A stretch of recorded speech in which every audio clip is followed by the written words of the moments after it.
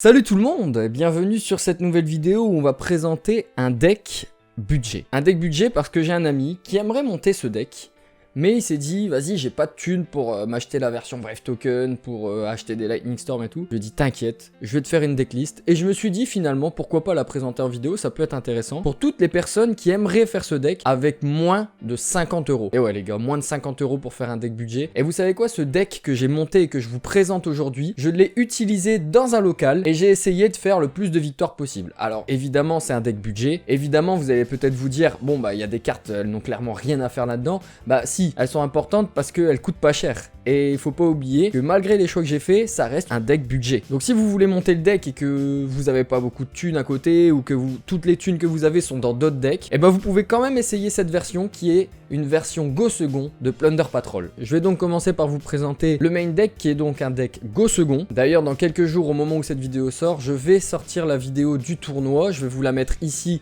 quand ça sortira, vous n'aurez qu'à cliquer dessus pour voir un petit peu le résultat. J'insiste vraiment, c'est un deck budget. Vous attendez pas à ce que je fasse 5-0 dans ce local. Mais vous allez voir, ça se bastonne quand même. C'est un deck sympa. Et pour les cartes Plunder Patrol, le ratio, il est très simple pour ce qui est des monstres. On va jouer 3 blancs, 3 rouges, 3 yeux noirs. Le meilleur celui-là, les gars. Vraiment, lui, c'est le best. Il fait tellement de CA, c'est trop bien. On va jouer 3 goldenaires et on termine avec 3 barbes bleues. Alors oui, il y a beaucoup de versions que vous trouverez sur internet où on joue barbe rouge que à 2, où on joue barbe bleue que à 2. Bon, là c'est une version budget déjà de 1, et moi même dans ma version tryhard compétitive avec Plunder Brave Token, je joue tous les monstres à 3. D'accord? Parce que je trouve qu'il faut vraiment avoir le plus de noms possible en main. Surtout que ces deux-là, tout seuls, ils invoquent un big de l'extra deck, et ça c'est trop cool. Toujours dans l'engine Plunder, avec les magies, on va jouer 3 fois le terrain, c'est trop fort, la carte elle est vraiment trop cool. Elle peut se recycler, elle crée des énormes monstres sur votre board, des monstres qui passent à 3500, easy, 4000, c'est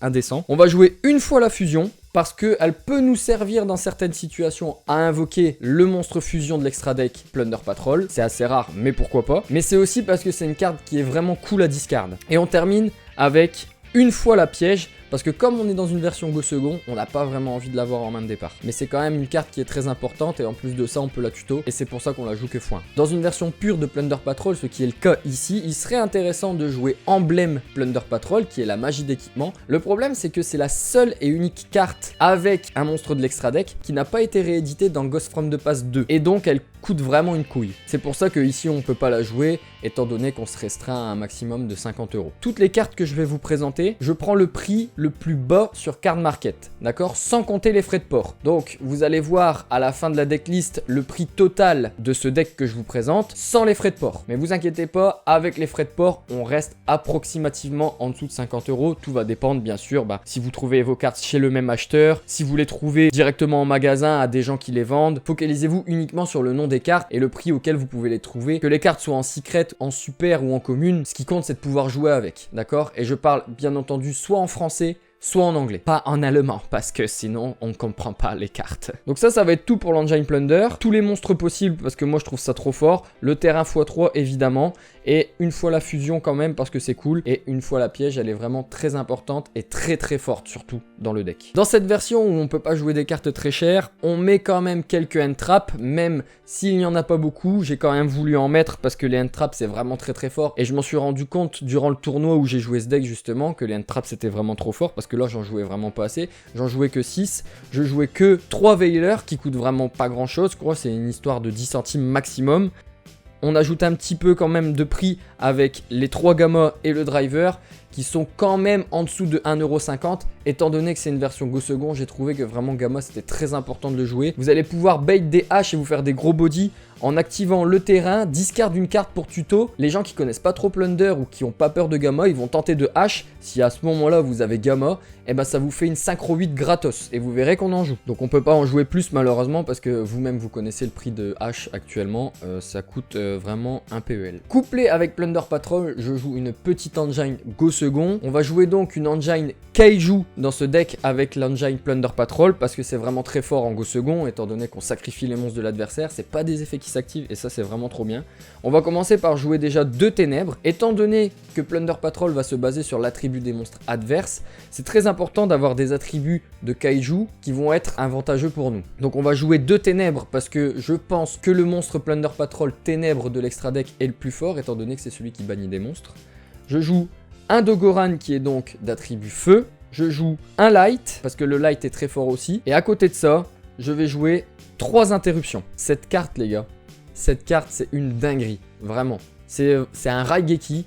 Invoque un monstre niveau 8 sur ton terrain, surtout que vous pouvez choisir l'attribut qui vous arrange pour pouvoir ensuite invoquer vos Plunder Patrol. Donc vraiment l'engine kaiju, c'est validé par la street les gars. Il faut vraiment jouer l'engine kaiju quand on joue pur.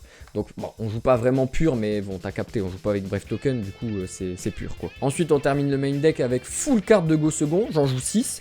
Je joue un Pancra parce que c'est trop fort, on peut le spé, attaquer plus sacrifier, ça peut se débarrasser de 2 cartes, c'est vraiment trop cool. On joue un changement de cœur parce que cette carte elle est insane, c'est trop bien. J'adore tellement cette carte, je suis trop content, merci Konami de l'avoir déban. Ensuite on va jouer 2 Raigeki qui est une carte vraiment très forte et ça coûte bien moins cher qu'un Lightning Storm évidemment. Alors oui, on peut pas choisir de péter les MP ou de péter les monstres, là c'est impérativement les monstres, mais au moins vous pouvez l'activer même au grind game quand vous avez des cartes qui sont face up sur votre board et ça c'est pas dégoûtant. Et on termine enfin avec 2 Dark Ruler No More qui est vraiment une carte très forte. Si par exemple vous voulez jouer le deck en version budget et que vous avez par exemple des haches, évidemment mettez des haches. Pour ce qui va être de l'extra deck, ça va faire un peu mal au portefeuille les gars, c'est la carte qui n'a pas été rééditée et qui est nécessaire, vraiment absolument nécessaire dans le deck. C'est Barbe Bleue, la Link 2 qui fait tellement de trucs, c'est trop bien. Un Lavok de l'extra deck, pioche, tu peux la faire une fois à ton tour, une fois au tour de l'adversaire. Donc si tu te prends H quand tu l'as fait à ton tour, ne jamais H Barbe Noire les gars. Important. Pour continuer sur les lignes, je joue une Géonateuse qui va permettre de se débarrasser des gros monstres adverses. Tu fais Link 2 Géonateuse, mets une Goldenair qui a 0 d'attaque dans la zone, échange avec Dragoon par exemple. Je dis ça parce que ça m'est arrivé il y a 2 jours. Et enfin pour finir avec les Links, on joue un Almirage, parce que Almirage il permet de faire un combo à lui tout seul avec Goldenair pour pouvoir invoquer lui. Le combo est assez connu, Norme Goldenair, Link 1 avec Almirage, effet Goldenair dans le cimetière, je discarde une carte, je la respect, et comme Barbe Noire demande 2 monstres dont un Plunder, là on a un Plunder, un monstre, on fait Link 2 et on a notre Barbe Noire. Ensuite on va passer au synchro. Pour les synchros je vais jouer 2 fois la synchro Plunder Patrol qui est vraiment très cool et qui peut être très utile dans les matchs contre Headlish ou contre les decks à Bacro que j'ai pas eu le temps de sortir au tournoi, vous verrez de quoi je parle en allant revoir la vidéo. Un Omega étant donné que je joue Gamma qu'elle coûte pas cher, que c'est une carte intéressante notamment avec Maximus même si c'est pas trop joué, mais bon je savais pas trop quoi mettre d'autre. Si vous avez une autre synchro 8 intéressante dans vos classeurs n'hésitez pas à la mettre. Et on termine avec un Dragite qui elle est vraiment incroyable, d'accord. Si vous arrivez à Gamma une hache, et bah direct vous faites ça c'est trop cool. Ensuite pour les Xyz je vais jouer 2 fois Mwerk qui est la Xyz Plunder Patrol qui est trop cool, elle est trop forte, c'est ma préférée. Voilà, on l'invoque, on bannit un monstre à effet, on tuto une magie, en général on va tuto le terrain ou on va tuto la magie fusion à discard parce que dans le cimetière elle a un effet pour se bannir équipé, vraiment elle est incroyable cette carte, il faut la jouer, j'ai même hésité à la jouer x3. Et pour présenter un peu de cartes un peu différentes, j'ai aussi ajouté un Dweller qui est très fort dans la méta étant donné que beaucoup jouent avec le cimetière. Et on ajoute un Cowboy Gagaga pour jouer au time. Je vais être clair avec vous, je l'ai jamais joué. Le jour où je vais devoir le jouer, je serai content de l'avoir ajouté dans mon deck. Et on termine enfin avec les 2 fusions, parce que c'est trop fort, on peut potentiellement la jouer à 3. C'est un choix, vous pouvez retirer une des X6 qui sert pas trop pour pouvoir ajouter un Lys en plus, donc celle-ci, ou alors un Mwerk, la X6. Moi personnellement, j'ajouterais potentiellement un Mwerk, parce que je préfère celle-ci, mais après c'est en fonction de la vie de chacun et de l'habitude qu'on a avec le deck. Je termine enfin avec le side deck qui est aussi en version budget. Je joue 3 parfums anti-magie. Cette carte elle est game breaker contre tellement de decks, il faut vraiment avoir cette carte, c'est trop important. Vous allez voir que j'ai beaucoup de cartes Go First dans mon side étant donné que beaucoup de cartes de Go Second sont dans le main. On va ajouter à cela 3 strikes parce que c'est une carte qui coûte vraiment plus rien. Elle a été rééditée dans Kiko, c'est vraiment une histoire de centimes, c'est moins de 10 centimes. Ça peut interrompre vraiment un tour. Et je joue aussi Rivalry, c'est une bonne Floodgate, mais bon contre quoi, j'en sais absolument rien, démerdez-vous avec ça. La carte coûte 2 centimes, donc vas-y let's go, prenez-la et essayez de voir si ça peut rentrer contre certains match-up. Contre la méta, je pense pas, mais contre des decks un peu plus rock, ça peut être game breaker. Et enfin pour terminer les cartes de side Go First, je rajoute un piège. Ensuite on continue avec les pet MP parce que les pet MP c'est trop important dans la méta selon moi, donc je vais jouer 3 Twin Twister parce que les 3 Twin Twister voilà c'est trop fort. Ça nous dérange pas de discard, d'avoir des matos au cimetière parce qu'on a Barbe Blanc qui peut spé du deck, on a Goldenair qui peut revenir en défaussant une carte, ça dérange pas. Et c'est bien de péter 2, surtout que beaucoup de decks peuvent se permettre de jouer parfait anti-magie, donc c'est important d'avoir une carte magie jeu rapide pour pouvoir chaîne un parfait anti-magie. Toujours pour l'anti-MP, je joue aussi un Red Reboot, parce que c'est plutôt facile de péter les MP, parce qu'on a Bran, et si on side aussi Twin Twister, ça va pas nous déranger de payer 4000, et ça va encore moins nous déranger que l'adversaire set un piège de son deck, parce qu'on va s'en débarrasser. Et j'avais une dernière carte à rentrer, je me suis dit on peut rajouter une carte de Go Second au cas où la version de base dans le main deck n'a pas servi. J'ai rajouté un dernier Dark Ruler No More. J'avoue que je l'ai rentré et que Dark Ruler m'a un peu servi. J'attends aussi vos retours dans les commentaires pour me dire ce que vous pensez de la decklist. J'ai vraiment apprécié faire mon tournoi avec ce deck budget. C'était l'occasion de voir ce que le deck pouvait vraiment faire. Mais bon, je vous cache pas que la version Brave Token, c'est une dinguerie. Si vous pouvez avoir Brave Token, jouez-le avec Brave Token parce que c'est incroyable. C'est l'un de mes decks préférés, donc je vous encourage vivement à jouer ce deck. Vraiment, ça fait des trucs. Je crois qu'au championnat de France, il y en a eu